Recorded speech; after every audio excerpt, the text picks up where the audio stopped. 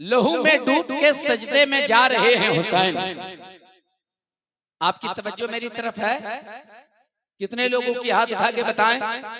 लहू में डूब के सजदे में जा रहे हैं हुसैन, नमाज तेरा मुकद्दर जगा रहे हैं हुसैन, नमाज तेरा मुकद्दर जगा रहे हैं हुसैन। और जो शेर मैं पढ़ने जा रहा हूं, शायद इससे अच्छा शेर आपने अभी नहीं सुना होगा। लहू में डूब के सजदे में जा रहे हैं हुसैन, नमाज तेरा मुकद्दर जगा रहे हैं हुसैन। सजाए बैठे हैं हम भी गरीब खाने को, सजाए बैठे हैं हम भी गरीब खाने को। खबर मिली है कि तशरीफ ला रहे हैं हुसैन, खबर मिली है कि तशरीफ ला रहे हैं हुसैन। लहू में डूब के सजदे में जा रहे हैं हुसैन। और यजीद तख्त पे बैठा है फिर भी कांपता है, यजीद तख्त पे बैठा है फिर भी कांपता है। ये सुन लिया है कि नेज़े पे आ रहे हैं हुसैन, ये सुन लिया है कि नेज़े पे आ रहे हैं हुसैन। लहू में डूब के सजदे में जा रहे हैं हुसैन, नमाज तेरा मुकद्दर जगा रहे हैं हुसैन, नमाज तेरा मुकद्दर जगा रहे हैं हुसैन। हज़रात, अब मैं आपसे एक गुजारिश कर लेता हूँ, बस थोड़ी सी गुफ्तगू मैं करूंगा आपके सामने, आप तवज्जो से सुनिए। जो लोग हुसैन से मोहब्बत करते हैं वो इज्जत पाते हैं, जो लोग हुसैन से मोहब्बत करते हैं वो बावकार होते हैं, जो लोग हुसैन से मोहब्बत करते हैं वो सुरखरू होते हैं, जो लोग हुसैन से मोहब्बत करते हैं हर मकाम पे वो इज्जत पा जाया करते हैं। हुसैन से बगावत ये उसकी जलील होने की जमानत है, ये उसकी जलील होने की पहचान है। हुसैन से बगावत न हो, हुसैन से अदावत न हो, हुसैन से मोहब्बत होनी चाहिए। हजरात गिरामी, जी लगा कर मेरी बातों को अब सुनिएगा आप। हजरात, पहले आप एक अच्छी नियत कर लीजिए कि मैं यहाँ किस खातिर आया हूँ, किस नियत से आया हूँ। आप जिस नियत से आए होंगे इंशाअल्लाह तबारक व तआला इमाम हुसैन के सदक़े में वो आपकी नियत पूरी हो जाएगी। हज़रात, जो बोल रहा हूँ ना, इसे हल्के में मत लीजिएगा आप। मैं अभी आपके सामने जो बात पेश करूंगा उससे आपको इस बात का अंदाजा हो जाएगा कि अच्छी नियत करने से फायदा क्या मिलता है। आप अच्छी नियत करके बैठ जाइए, इंशाअल्लाह ताला हुसैन के नाम की बरकत से वो आपकी नियत पूरी हो जाएगी, आपका मनशा पूरा हो जाएगा। आपको मालूम होगा, आपने पढ़ा होगा, आपने सुना भी होगा, बात पुरानी कर रहा हूँ मगर इसके पर्दे में जो बात है वो लाना चाहता हूँ। हज़रात गिरामी, लोग हज करने के लिए जा रहे हैं, लोग उम्रा करने के लिए जा रहे हैं, उनसे पूछिए जो उम्रा करने के लिए जाते हैं, जो हज करने के लिए जाते हैं, जब वो खाना काबा का तवाफ करते हैं तो तवाफ करते करते वो आते हैं और हजरे अस्वद को वो बोसा देते हैं, हजरे अस्वद को वो चूम लिया करते हैं। ये क्या है हजरे अस्वद? ये काला पत्थर है जिसको हर हाजी चूमा करता है, जिसको हर उम्रा अदा करने वाला चूमा करता है, उसको बोसा दिया करता है। लेकिन अगर करीब ना जा सके, अगर वो हाथ ना लगा सके, अगर वो बोसा ना ले सके तो दूर ही से इशारे से वो तसव्वुर करता है कि मैं हजरे अस्वद को बोसा दे रहा हूँ, मगर तसव्वुर ही में सही हजरे अस्वद को वो बोसा देता है। क्यों हजरे अस्वद को लोग बोसा देते हैं, क्यों हजरे अस्वद को लोग चूमा करते हैं? जरा तवज्जो से सुनिएगा। अल्लाह अल्लाह, एक बार हजरत उमर उसी हजरे अस्वद के सामने खड़े हो जाते हैं और फरमाते हैं, ए हजरे अस्वद, मैं तुझको इसलिए चूमने आया हूँ, इसलिए चूमने आया हूँ, तू घमंड न करना, तू तकब्बुर न करना कि उमर मुझे चूम रहा है, तू पत्थर ही तो है, पत्थर एक पत्थर होता है, मगर इसलिए चूम रहा हूँ कि मेरे आका ने एक बार तुझे चूम लिया है, मेरे मुस्तफा ने तुझे एक बार चूम लिया है। आका ने एक बार चूमा, अब उमर भी चूम रहे हैं। आका ने एक बार चूम लिया है तो उसी पत्थर को इसी ख्याल से अबू बकर भी चूम रहे हैं कि मेरे आका ने इसे चूमा है। उस्मान गनी भी उसको चूम रहे हैं, मौला अली भी उसे चूम रहे हैं, हजरत तलहा भी चूम रहे हैं, हजरत जुबैर भी चूम रहे हैं। अब मेरे आका की एक बात और सुन लीजिए। आका एक कायनात फरमाते हैं, जो हजरे अस्वद को चूमा करता है, जब कयामत का दिन आएगा अल्लाह ताला हजरे अस्वद को जुबान अता फरमाएगा, हजरे अस्वद को गोयाई अता फरमाई जाएगी, अल्लाह ताला उसे बोलने की ताकत अता फरमाएगा। हजरे अस्वद कयामत के दिन बताएगा मुझको किसने किस नियत से बोसा दिया था। ये हजरे अस्वद गवाही दे, किसने मुझको किस नियत से चूमा था, ये हजरे अस्वद बोलेगा, ये हजरे अस्वद गवाही देगा। अब जो बात कहना चाहता हूँ अब उसे सुनिए। मेरे आका ने एक बार चूमा, अब उमर भी उसे चूम रहे हैं, अबू बकर भी उसे चूम रहे हैं, उस्मान गनी भी चूम रहे हैं, मौलाए कायनात भी चूम रहे हैं, हजरत तलहा भी चूम रहे हैं, हजरत जुबैर भी चूम रहे हैं, अब्दुर्रहमान बिन औफ भी चूम रहे हैं, सब उसे चूम रहे हैं, हर हाजी उसे चूम रहे हैं, हर उमरा करने वाला चूम रहे हैं। तसव्वुर यही है कि मेरे आका ने उसे एक बार चूमा है, आका ने एक बार चूम लिया है तो उस पत्थर की अजमत का आलम यह है कि वो पत्थर कयामत के दिन गवाही दे कि मुझको किसने किस नियत से चूमा है, वो पत्थर गवाही देगा। ए मेरे दोस्तों, एक बार आका ने पत्थर को चूम लिया है तो पत्थर की अजमत का आलम यह है कि सहाबी भी चूम रहे हैं, गौसे कुतुब भी चूम रहे हैं। जिस हुसैन को मेरे आका ने बार बार चूमा है उस हुसैन की अजमत का आलम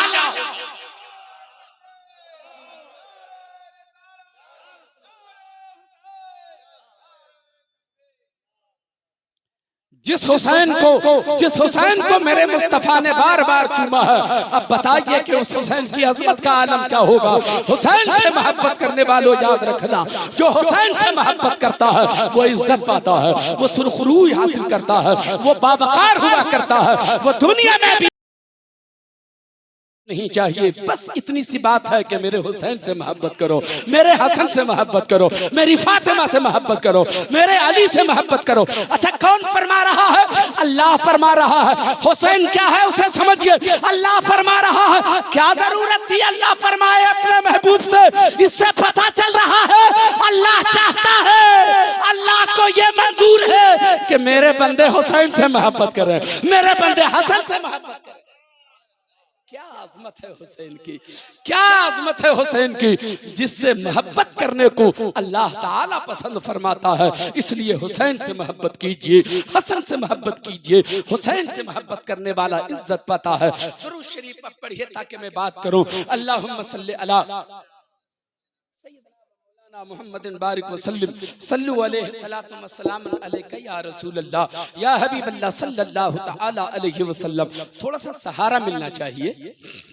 माइक आपका बहुत अच्छा है, तरन्नुम वाले के लिए तो बहुत अच्छा बजाया आपने। देखते हैं कि कैसी सेटिंग हो पा रही है। दुरूद शरीफ एक बार और मोहब्बत से पढ़िए। अल्लाहुम्मा सल्ली अला सय्यदना व मौलाना मुहम्मदिन बारिक वसल्लम सल्लु अलैहि सलातम व सलामन अलैका या रसूल अल्लाह या हबीब अल्लाह सल्लल्लाहु तआला अलैहि वसल्लम। गौर से मेरी बातों को सुनिएगा हजरात गिरामी। मैं अगर चाहूँ तो हुसैन की शहादत भी बयान कर सकता हूँ। आप देख लीजिए क्या लिखा हुआ है, शोहदाए करबला, शोहदाए करबला कॉन्फ्रेंस। हजरात, मैं चाहूँ तो हुसैन की शहादत बयान कर दूं, चाहूँ तो हसन की शहादत बयान कर दूं, चाहूँ तो अली अकबर की शहादत बयान कर दूं। हजरात, शहीद कैसे हुए हुसैन वो भी आपने सुन लिया है, शहीद कैसे हुए अली अकबर वो भी आपने सुन लिया है, शहीद कैसे हुए हजरत अब्बास वो भी आपने सुन लिया है, शहीद कैसे हुए हजरत कासिम वो भी आपने सुन लिया है। हजरात, एक बात मैं बताना चाहता हूँ, उसे सुनिए। करबला के मैदान के लिए इमाम हुसैन ही को इंतखाब क्यों हो रहा है? इमाम हुसैन ही का इंतखाब क्यों हो रहा है? करबला में कटेगा तो हुसैन का बच्चा, करबला में कटेगा तो हुसैन का खानदान, करबला में कटेगा तो हुसैन के घर वाले। हजरात, हुसैन का इंतखाब क्यों हो रहा है? हजरात, सच्चाई देखिए आप, अगर तवज्जो देंगे तो बात समझ में आएगी। अहले इल्म की थोड़ी सी मैं दुआएं चाहता हूँ, हो सकता है जहाँ मैं पहुँचाना चाह रहा हूँ अहले इल्म ने अगर सपोर्ट कर दिया तो मैं पहुँच जाऊंगा वहाँ।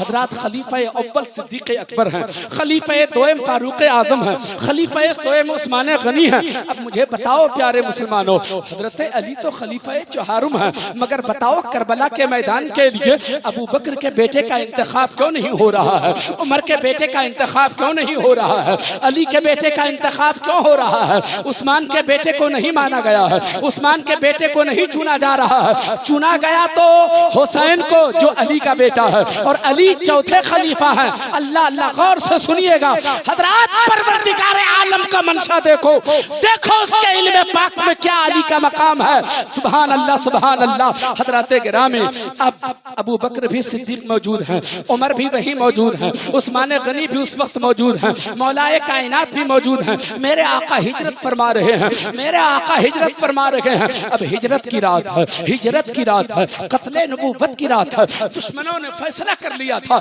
आज मुस्तफा मक्का छोड़कर मदीना जाने वाला है, आज रात ही उनका काम तमाम कर देना है। माद अल्लाह, आज उन्हें कत्ल कर देना है, आज उनका सर कलम कर देना है, आज सर को तन से जुदा कर देना है। दुश्मनों ने फैसला कर लिया था, मगर जिसे अल्लाह रखे उसे कौन चखे। मेरे परवरदिगार ने, हम सबके पालनहार ने अपने महबूब की हिफाजत फरमाए। मेरे महबूब आकाए कायनात जनाबे मोहम्मद रसूलुल्लाह सल्लल्लाहु तआला अलैहि वसल्लम को जब ये मालूम है, आज जिस बिस्तर पे मैं सोता हूँ उस पे अगर मैं सो गया तो कत्ल करने वाला आएगा, कोई भी इस पे आएगा तो उसे कत्ल किया जाएगा, उसकी गर्दन उड़ाई जाएगी। फिर भी मेरे आका अली को बुला रहे हैं, अली चले आओ ना, बिस्तरे नबूवत पे सो जाओ। कत्ले नबूवत की रात है, हिजरत की रात है, आज यहाँ से नबी को निकलना है, लेकिन उसी बिस्तर पे, जिस बिस्तर पर आज कत्ल का इरादा दुश्मनों का है, उस बिस्तर पे अली को सुलाया जा रहा है और कहा भी जा रहा है, ए अली सुनो ना, आओ मेरे बिस्तर पे सो जाओ।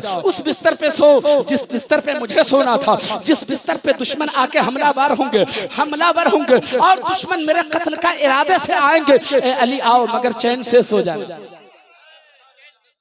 चैन से सो जाना, और सुबह होने के बाद फिर अमानतें देके तुम भी चले आना। हजरात अली को मालूम है ना, कत्ले नबूवत की रात है, आज जो बिस्तर पे सोएगा उसका कत्ल होगा, उसकी गर्दन उड़ाई जाएगी, मगर फिर भी अली सो रहे हैं। हजरात परवरदिगार आलम को इस बात का इल्म है, इल्म पाक में ये बात थी, कत्ले नबूवत की रात है, और इसका इल्म होते हुए अली अगर मुस्कुरा के सो रहा है तो बेटा भी अली जैसा जिगर वाला होगा। इसलिए अली के बेटे का इंतखाब करबला के मैदान के लिए हुआ।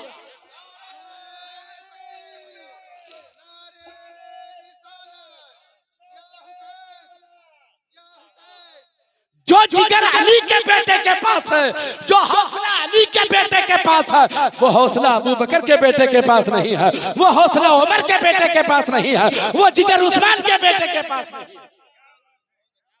सुभान अल्लाह, सुभान अल्लाह। हजरात बेटा कोई ऐसे ही अजीम नहीं होता, जब बाप अजीम होता है तब बेटा अजीम होता है, जब बाप बेमिसाल होता है तब बेटा भी बेमिसाल होता है। मुहतरम दोस्तों और बुजुर्गों, अब आइए मैं असल गुफ्तगू करना चाहता हूँ। हजरात मुहर्रमुल हराम की 10वीं तारीख है, तवज्जो है? कितने लोग सुन रहे हैं? हाथ उठा के जरा बताएं।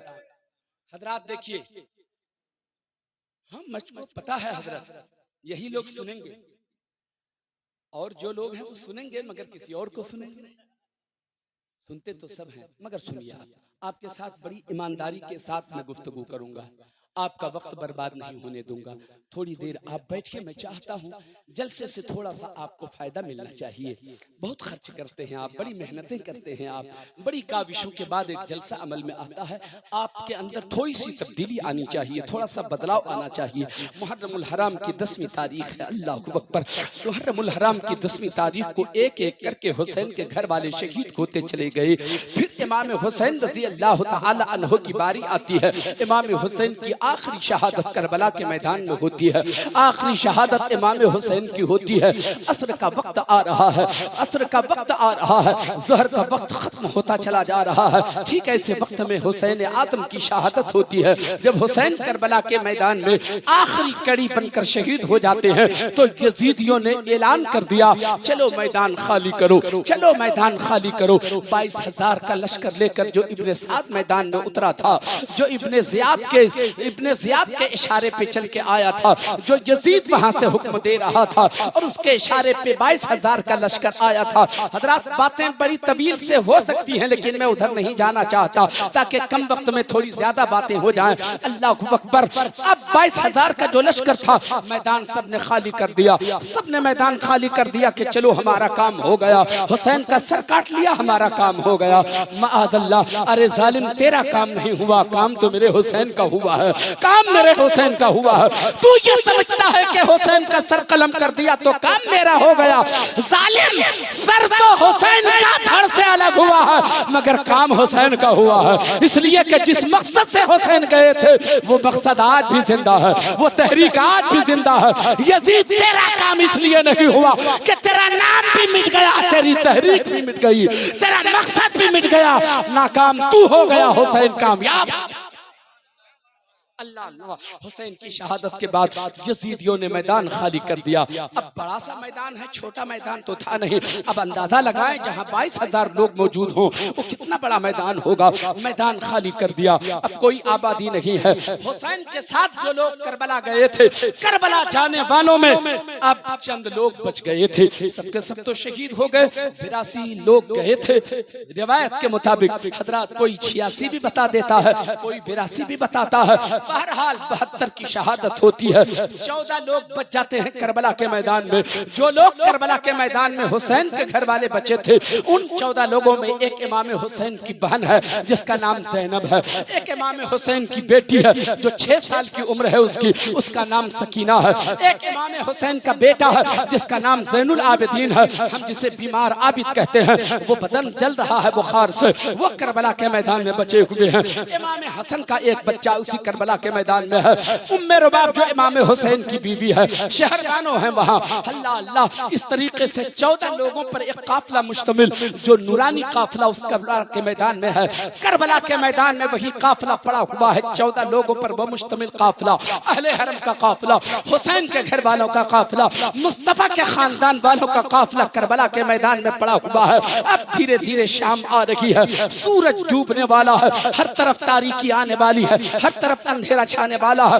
वक्त गुजरता चला गया, अब सूरज डूब जाता है, हर तरफ तारीकी छा जाती है, हर तरफ अंधेरा हो जाता है, हर तरफ सन्नाटा है, भूख का आलम है, वहशतनाक माहौल है। कोई आबादी भी नहीं है, न कोई आदमी न नजर आ रहा है, न आदमी नजर आ रहा है, न कोई निशान है आदमी का। अल्लाह अल्लाह, वहशतनाक माहौल है, हर तरफ तारीकी और अंधेरा है, घबराहट सी हो रही है। छोटे छोटे बच्चे उस काफिले में मौजूद हैं, 6 साल की बच्ची सकीना उस काफिले में मौजूद है। जब अंधेरा होता है, रात आने लगती है, हजरात तेज हवा चलती है, छोटे छोटे बच्चे घबराने लगते हैं। हवा जो चलती है तो हवा चलने से जो आवाज निकलती है, बच्चे ये महसूस करते हैं कि शायद फिर कोई जालिम आ रहा है जो हम पे जुल्म करने आ रहा है, हम पे जुल्म करने आ रहा है, हमें कत्ल करने आ रहा है, हमें मारने के लिए आ रहा है। ये बच्चों को महसूस होता है। इस बात को महसूस कर लिया हजरत ज़ैनब ने कि अब बच्चे डर रहे हैं। हवा के तेज चलने से जो आवाज निकलती है उस आवाज से भी ये बच्चे घबरा रहे हैं। लेकिन इन बच्चों को आज आराम जरूरी है, इन बच्चों को सुलाना बहुत जरूरी है, इसलिए कि इन बच्चों की परेशानी का आलम यह है कि जितने दिनों के भूखे प्यासे बड़े लोग हैं, उतने ही दिनों से ये छोटे छोटे बच्चे भी हैं, उन्होंने भी पानी नहीं पिया है, उन्होंने भी खाना नहीं खाया है, इनकी तबीयत अलील हो सकती है। इन बच्चों को सुलाना बहुत जरूरी है। इन छोटे छोटे बच्चों ने हुसैन को शहीद होते हुए देखा है। इन छोटे बच्चों ने, उन छोटे बच्चों ने हजरत अब्बास का बाजू कैसे कटा इन बच्चों ने देखा है। अली अकबर की जवानी कैसे लुटी इन बच्चों ने देखा है। अली असगर का गला कैसे छिड़ा इन बच्चों ने देखा है। कासिम का सर कैसे उतारा गया इन बच्चों ने देखा है। हुसैन को शहीद कैसे किया गया इन बच्चों ने देखा है। इन बच्चों को आराम की जरूरत है, इन बच्चों की हिफाजत जरूरी है। हजरत ज़ैनब कुबरा जो इमाम हुसैन की बहन है, छोटे छोटे बच्चों की हिफाजत के लिए वो पहरा देना शुरू करती है, वो हिफाजत के लिए पहरा देना शुरू करती है। वो सोचती है आखिर कौन मेरे काफिले वालों की हिफाजत करेगा। अब हमारा तो कोई सहारा है भी नहीं, हमारा कोई मददगार भी नहीं है, हमारा कोई यावर भी नहीं है, कौन हमें सहारा देगा, कौन हमारी अब इस कसम पुरसी के आलम में हमारा सहारा देगा, हमें सहारा देगा। हजरत ज़ैनब सोच रही है न हमारे पास अली अकबर है, न हमारे पास अब कासिम है, न हमारे पास अब अब्बास है, न हमारे पास अब हुसैन है, कौन इन बच्चों की हिफाजत करेगा। थोड़ी देर के बाद हजरत ज़ैनब ने खुद फैसला लिया, ए ज़ैनब तुम तो अली की बेटी हो ना, घबराने की जरूरत नहीं है। अली नहीं तो क्या हुआ, हुसैन नहीं तो क्या हुआ, अली अकबर नहीं तो क्या हुआ, कासिम नहीं तो क्या हुआ, अली की बेटी चलो तुम काफिले वालों की हिफाजत करो। अल्लाह अल्लाह, हौसला जुटाती है हजरत ज़ैनब। हुसैन की बहन ज़ैनब हाथ में एक टूटी हुई तलवार उठा लेती है, टूटा हुआ खंजर हाथ में उठा लेती है, हजरात पहरा देना शुरू करती है। आप पूछिए